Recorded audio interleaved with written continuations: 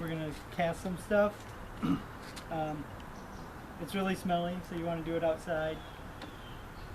Normally, I'll wear a respirator when doing it, but today, because I'm going to talk, I'm going to do it out here, and hopefully it won't smell too bad. You want to wear gloves whenever doing this to keep it off your hands. Probably going to want a respirator. Some people can tolerate it, some people it's pretty bad, so that's all. We're going to do 6, 7 colors today. Add one more cup. 7 colors. These 6 in white I have in here already. We're going to cast some bottle stopper blanks. These have stuff already in them. Some empty ones. They're just cut up pipe, buy it at Home Depot. And then we're going to do a few pen blanks. Some stuff that we use. Use this little measuring thing to scoop out the pigments and micas. And these little things I use to swirl the resin together. We'll probably only do 2 colors mixed together today, and a couple single colors. Other things you need are resin. You get a 5-gallon pail of it. You can buy it online. If you want to just try it out, you can go to Michael's and buy casting craft. And then you need an activator, which is this, and you put drops of that into the resin. So I'm going to scoop some of these in here. And I usually put these in first. And I'm going to use the single dash for a 2-ounce cup. And I've drawn lines for the 2 ounces. Hopefully the wind will cooperate till I get all these in and some resin in there to hold it down.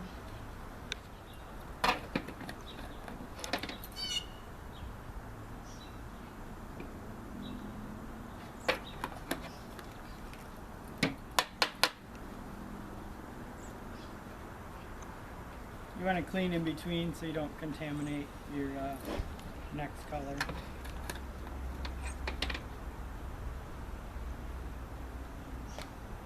Some of these are fluffier, I guess you would call them. Some are more clumpy. I'll show you the different ways to deal with the clumpy ones. The fluffy ones stir in pretty well. But I'll show you how to deal with the clumps. When I first do these, I'll do it with a blue one. I don't pour the whole 2 ounces in. I just pour just a little bit in there.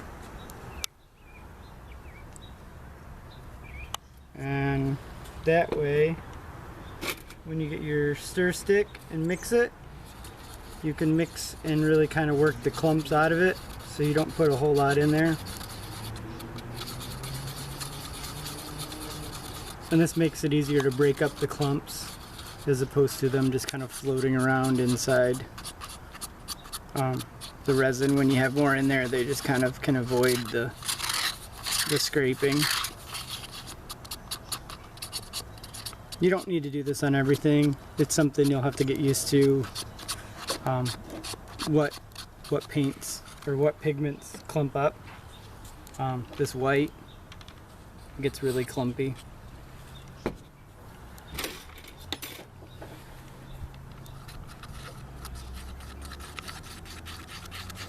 It's kind of hard to see it, but you can see that the chunks still left in there that need to be broken up.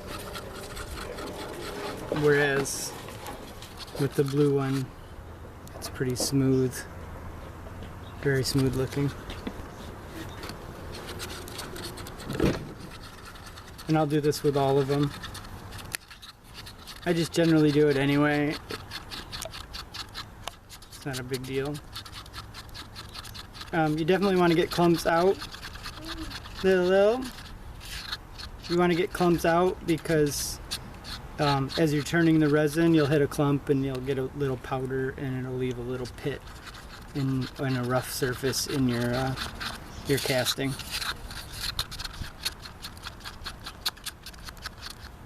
I'll let that sit for a minute and soak up. I get my powders at various places. Probably for a beginner, somebody just starting out that wants to get a large amount of pigments right away. On Amazon you can buy a 32 pack of Pearl-X powders, pigments. They come in little jars like this. They're like, I don't know, 5 grams, something like that. It's actually quite a bit of pigment. It does not weigh that much. So you could get quite a few pen blanks or casts out of, just one of those little things, and you get 32 different colors. So it gives you a good variety to start out with. This is spring green.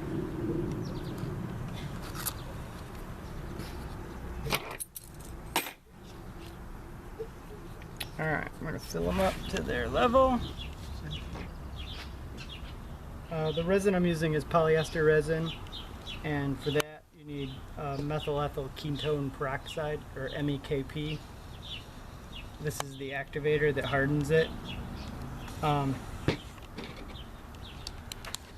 Generally, they have recommendations for how much to use. Realistically, you're going to want to adjust it. In the summer, I usually put 3 to 4 drops in every ounce. In the winter, when it's cold here, it takes quite a bit more, sometimes 7. You don't want to overdo it because it makes it too brittle if you put too much in and it reacts too fast.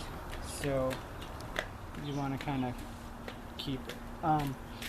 It takes about 15 to 20 minutes to really work. Generally, it's better to wait longer, but not too long. So you want your colors to not blend and mix together. So you need to wait a set amount of time and then start pouring them. The way I kind of deal with that a little bit is I have a timer, and I only activate half of them right away, and then I come back through and activate the other half 5 minutes later. That way they have time to one will start to harden before the other one, so there's less chance of both hardening at the same time, or all of them hardening at the same time. So I'm going to put 8 drops. I put little marks on the side, so the ones that I activated first, so that way I know that I don't come back through and reactivate them. Make sure you stir good, and you want to scrape the sides, get all the activator mixed in there very well. At this point, stirring bubbles into them isn't awful the way I do it, because I cast with a pressure pot, and a pressure pot will crush all those bubbles to basically make them non-existent. You can cast polyester resin without a pressure pot, and I have done that. There's ways to assist in that. Some people heat their resin and warm it up, and it makes it more liquid, and the bubbles come out. Some people use a vacuum chamber. I'm personally not a fan of a vacuum chamber. I do have a vacuum pump. I could make one, but I don't really like it. Red dye to it. You don't need much, so it's fairly strong. You'll see here in a minute when I mix it. So we'll see. It really usually looks darker in the when there's a thick amount of it. I made that mistake. I thought I put a dark red one time, and then when I poured it, it ended up being pretty translucent red.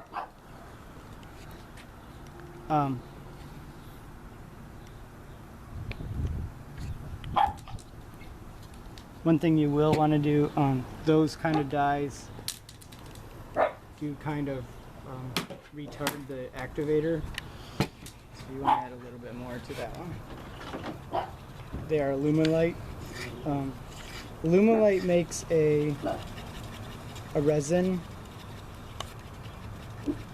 that is fairly good and used a lot in casting. It's used a lot with casting with wood items and other embedded items. Alright, it's been 5 minutes.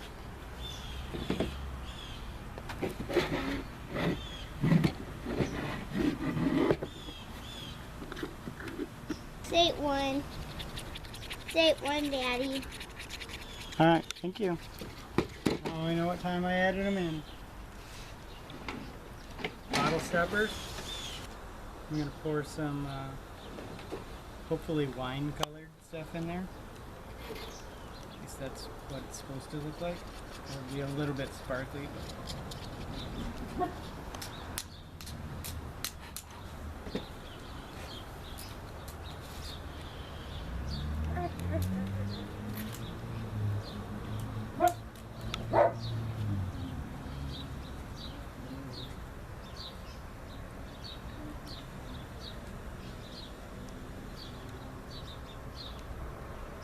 So this is like the calm phase of this.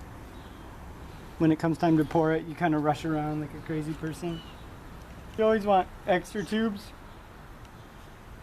in case you have too much stuff. Yeah.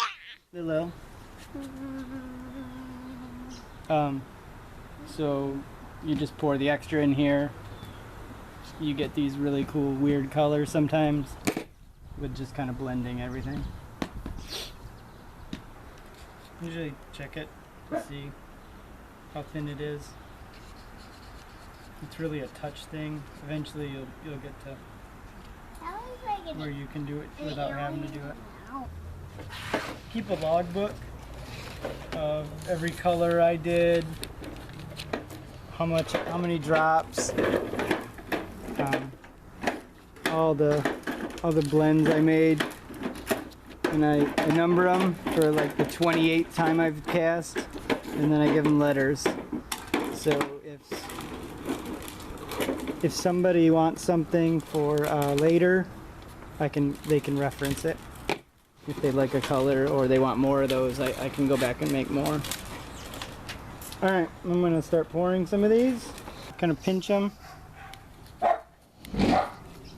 Easy there, camera lady. Have camera on my stay home spell. Kind of swirl them back and forth. I'll blend them like this.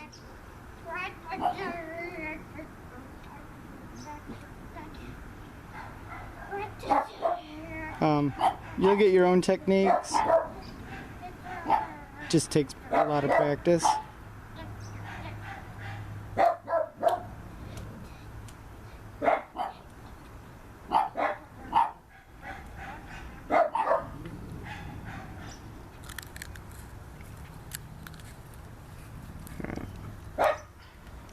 This next one, I'm going to kind of pour a little layers because I'm going to add a green to the mix.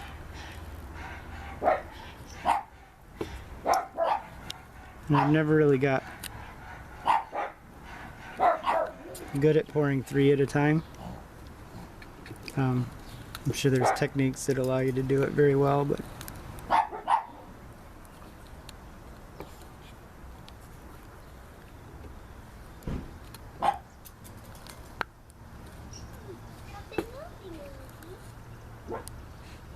you okay there? Alright. And then I make these little things out of copper wire.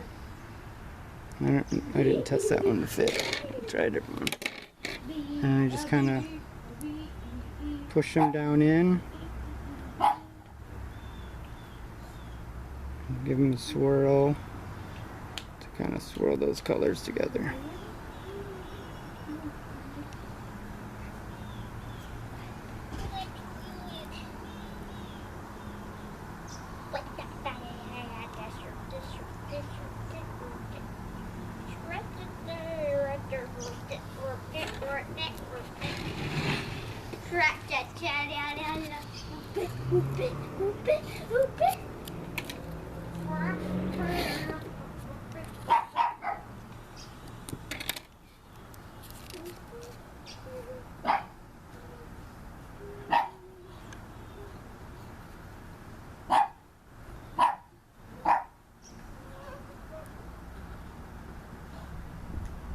I kind of call this technique the glob technique. I don't know, I just made that up. I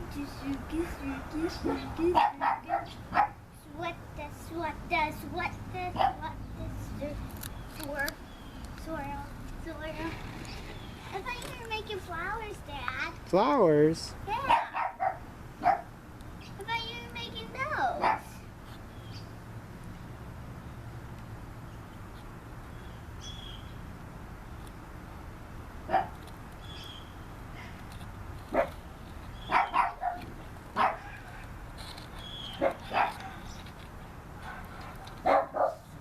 Sometimes I think having an extra pair of hands to do this would make it so much easier.